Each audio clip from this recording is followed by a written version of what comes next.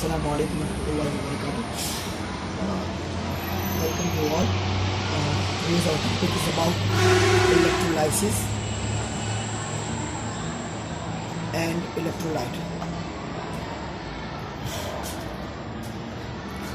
Electrolysis में हमारे पास जो एक यूजिंग ऑफ इलेक्ट्रिक करंट को हम यूज़ करते हैं ब्रेक डाउन के लिए of chemical compounds. Simple definition यानी इलेक्ट्रोलाइसिस में decomposition of chemical compounds by using electric current, or electrolyte is the particular compound which we are using. For example, I am using sodium hydroxide, and by passing electric current through this compound, this positive ion and negative ion will be dissociated. So NaOH जो है वो मेरे पास electrolyte है, and जो process है यानी कि जिसके थ्रू मैं ये इलेक्ट्रिक करंट पास कर रहा हूँ ये मेरे पास कहलाता है इलेक्ट्रोलाइसिस. जो तीन मेन डिफरेंसेस हैं between electrolysis of molten concentrated and aqueous solution, वो मैं आपको इसमें इसकी डिफरेंशिएशन हम करेंगे. लेट्स से मेरे पास एक बीकर है, इसके अंदर एक कैथोड है, एक एनोड है, और ये कनेक्ट हुआ है आपके पास बैटरी के साथ, ठीक है, और इसके थ्रू जो है वो इलेक्ट्रिक करंट पास होगा. तो मेरे पास एक पॉजिटिव चार्ज है, एक नेगेटिव चार्ज है, और जब इलेक्ट्रिक करंट पास होगा तो वो हमारे पास डिसोसिएट कर देगा डिफरेंट आयंस के अंदर. आपको बता दूं कि NaCl सॉलिड स्टेट के अंदर करंट पास नहीं करता है, क्योंकि हमारे पास कोई स्पेस नहीं होता है, करंट की गुजरने की जगह नहीं होती, बहुत जैम पैक्ड इसके एटम्स आपस में जुड़े हुए होते हैं, इसीलिए करंट पास नहीं होता है. जबकि मोल्टन स्टेट के अंदर हमारे पास करंट इजीली पास होता है. तो हमारे पास मोल्टन स्टेट के अंदर पॉजिटिव आयन जो होते हैं वो होते हैं सोडियम, और जो नेगेटिव आयन होते हैं वो है क्लोराइड. जब हमारे पास ये इलेक्ट्रोड्स बैटरी के साथ कनेक्ट होते हैं और करंट पास होता है तो हमारे पास Na और क्लोराइड आयन जो हैं वो सेपरेट हो जाते हैं, और ये पॉजिटिव आयन कैथोड की तरफ मूव करना शुरू कर देते हैं, और क्लोराइड आयन जो है वो एनोड की तरफ मूव करना शुरू कर देते हैं. पॉजिटिव आयन कैथोड की तरफ जाते हैं, रिएक्शन एट कैथोड अगर मैं लिखूंगा, और वो यहाँ पे अपना ये जो +1 मैंने चार्ज दिया हुआ है, इसके पास एक इलेक्ट्रॉन है इसके थर्ड शेल में, ये कैथोड को डोनेट कर देते हैं और ये एटम बन जाते हैं.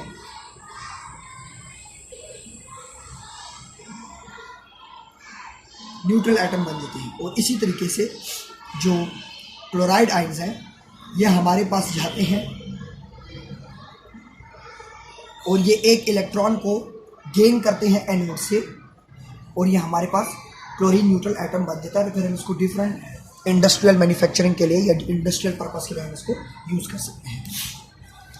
अब मैं इसका कंपैरिजन करूँगा इलेक्ट्रोलाइसिस ऑफ एक्वस सॉल्यूशन से.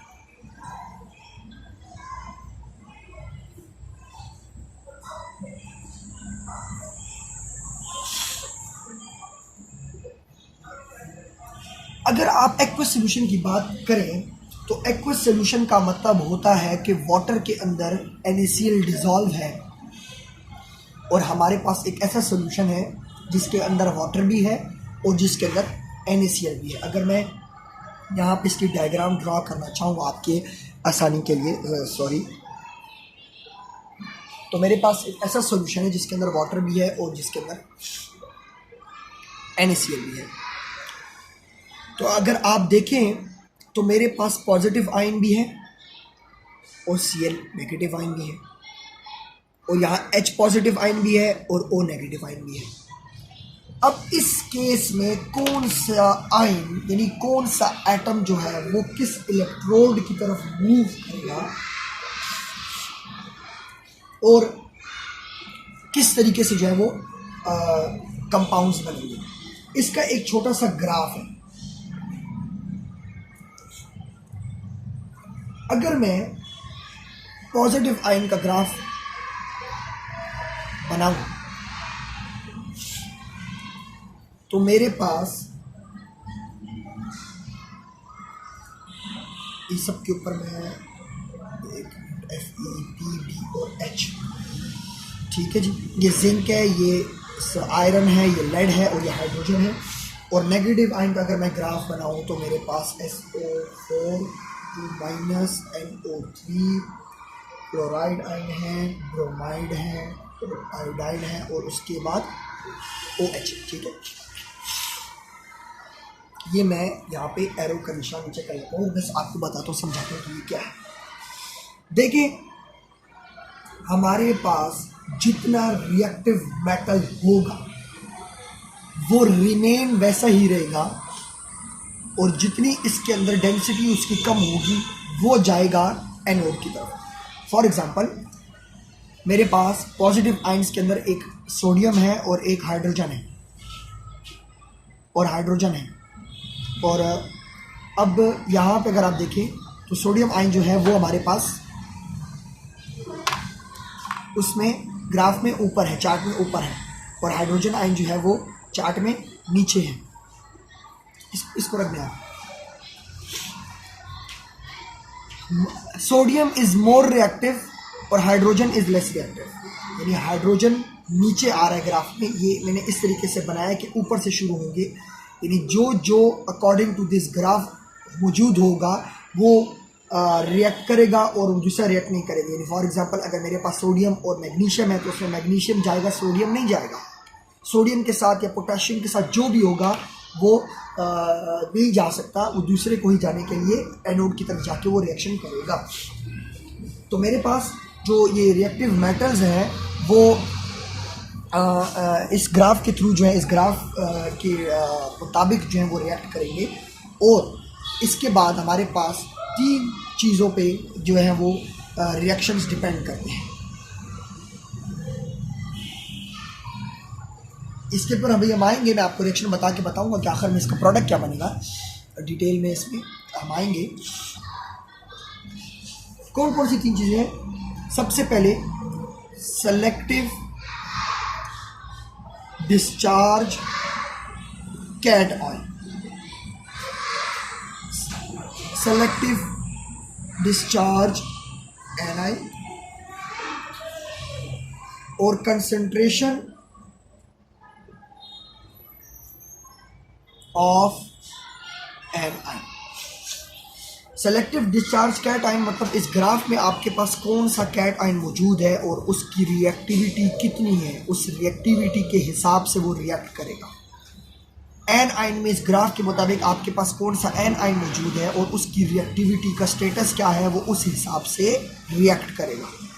लेकिन एन आयन के अंदर कंसंट्रेशन की भी बात होगी। अगर कंसंट्रेशन जिसकी ज़्यादा है वो ही हमारे पास रिएक्ट करेगा, दूसरा नहीं कर सकता। तो अब मैं आता हूँ एक्वस सॉल्यूशन के रिएक्शन एट कैथोड की तरफ।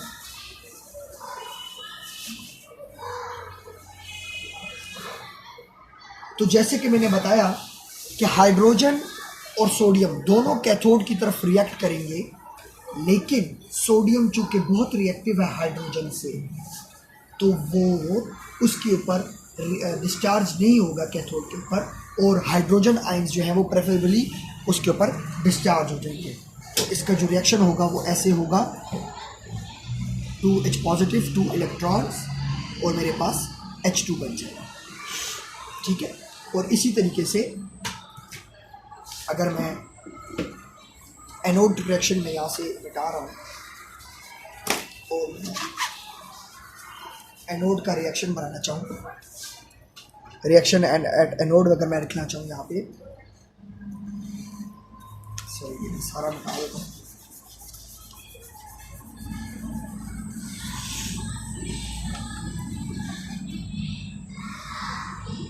तो मेरे पास ये कैथोड का रिएक्शन है, हाइड्रोजन आयन जाएगा, पॉजिटिव आयन नहीं जाएगा। रिएक्शन एट एनोड में आपको पता है OH एंड Cl आयन है, दोनों की तरफ अट्रैक्ट होंगे एनोड की तरफ, लेकिन क्लोरीन आयन जो है वो यहाँ पे कंसंट्रेशन में ज़्यादा है, एक्वस सोल्यूशन में क्लोरीन आयंस का जो कंसंट्रेशन है वो ज़्यादा है, तो इस वजह से हमारे पास 2Cl negative Cl2+2 electron chlorine discharge होगा एनोड के पास। क्योंकि यहाँ पे अकॉर्डिंग टू पॉइंट नंबर 3 मैंने लिखा था कि कंसंट्रेशन में एन आयन की बहुत इम्पोर्टेंस है। एन आयन में आप कंसंट्रेशन देखेंगे कि कंसंट्रेशन किस तरीके से एक चीज़ की जो है वो ज़्यादा हो रही है या कम हो रही है। सॉरी ये मैंने कंसंट्रेशन का वो कर दिया। रिएक्शन एनोड में 2H2O O2+2 इलेक्ट्रॉन, यानी एक्वस सोल्यूशन में मुझसे मैंने कंसंट्रेशन का रिएक्शन लिख दिया था गलती से।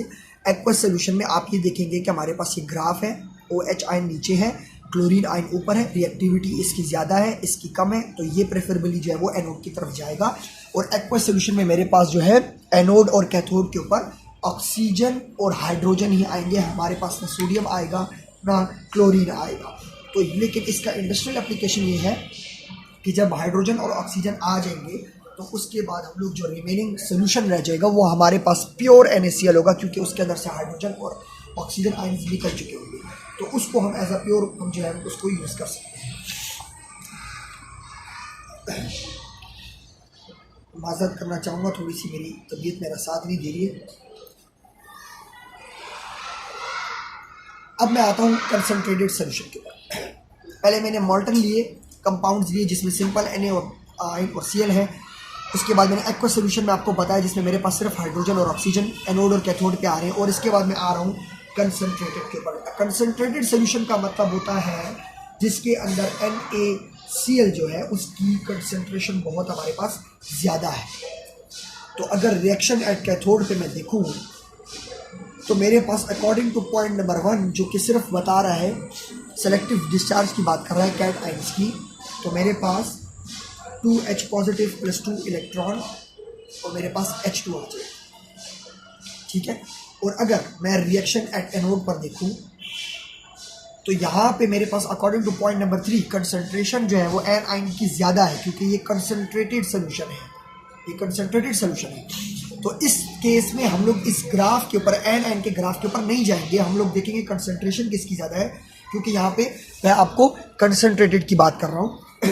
तो रिएक्शन एट एनोड में हमारे पास 2Cl Cl2+2 इलेक्ट्रॉन, यानी एक इलेक्ट्रोड से आपको हाइड्रोजन मिलेगा और दूसरे इलेक्ट्रोड से आपको क्लोरीन मिलेगा, और आपके पास जो है वो सोडियम हाइड्रो ऑक्साइड का कुछ मिक्सचर NOH जो है वो आपका पीछे रह जाएगा, और ये वो कंपाउंड बनेगा sodium hydroxide.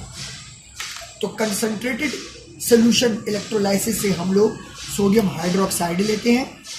Aqueous solution of electrolysis से हम लोग प्योर NaCl लेते हैं, और जो मॉल्टन NaCl कंपाउंड है उससे हमारे पास NaCl हमें थ्रू इलेक्ट्रोड्स मिलता है, पीछे सिर्फ आपके पास प्योर वाटर रह जाता है।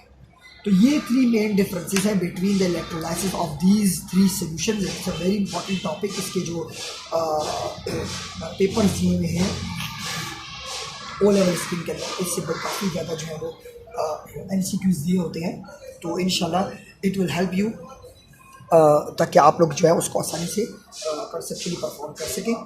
और इंशाल्लाह ताला अगेन एक और लेक्चर के साथ हाजिर होंगे। अस्सलाम वालेकुम रहमतुल्लाहि व बरकातुहू।